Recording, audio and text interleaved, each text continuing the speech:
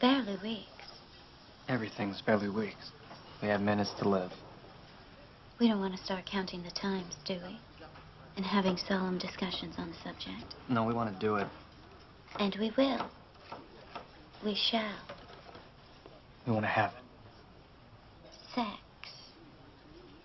Yes. Robert, it's lovely to meet you. Can you start making, if you can, a bit of a synopsis of Cosmopolis, kind of what it's all about? It's about a currency trader in New York who's sort of absurdly wealthy to the point where money doesn't mean anything, and really nothing means anything anymore. And he can only relate to the world in terms of owning bits and pieces of it. And it's about his journey across New York to get a haircut, but he doesn't know why he needs a haircut. It doesn't even look like he needs one, and yeah, it's very difficult to explain. That's true. A report from the complex. It's a credible threat not to be dismissed, which means a ride across town is... We've had numerous threats, all credible. I'm still standing here. Not a threat to your safety, to his. What was the initial draw about the film, about the story? David was one. I was always a massive fan of his, and it was as soon as I got the offer, I wanted to do it. And when I read the script afterwards and realised, like, for one thing, it was really difficult, and the other thing, the writing was such a high standard, and you don't normally see that in scripts. Yeah.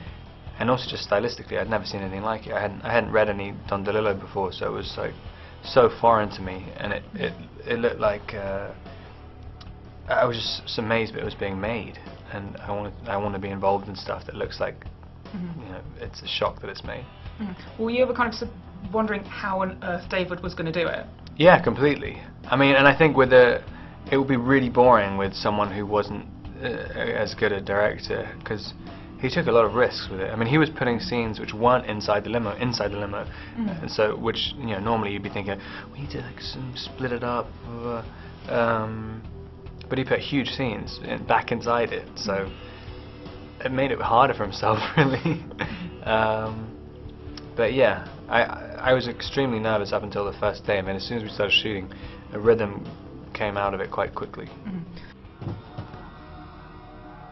You have to understand, the more visionary the idea, the more people it leaves behind. This is what the protest is all about. Visions of technology and wealth, the force of cyber capital that will send people to the gutter to retch and die. What is the flaw of human rationality? What? It pretends not to see the horror and death at the end of the schemes it built. And lastly, what would you say audience can expect from the film? What do you want people to take away when they do get to see it? I don't know. I mean, like I've been saying the whole time when people ask me what it's about, like, I don't know what it's about, and I don't understand it because I don't want to.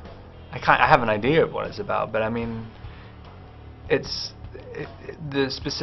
intention is, there's not a specific intention for an audience. I mean, it's not, and I think that's what's good about it. It's kind of it's got like a ghost to it. But I don't know. I mean, I think very, very few movies are made like it. So I think some people won't like it at all, won't understand it all, and some people will really connect to it. But I couldn't tell them why they're connecting to it, because I don't know why I connected to it.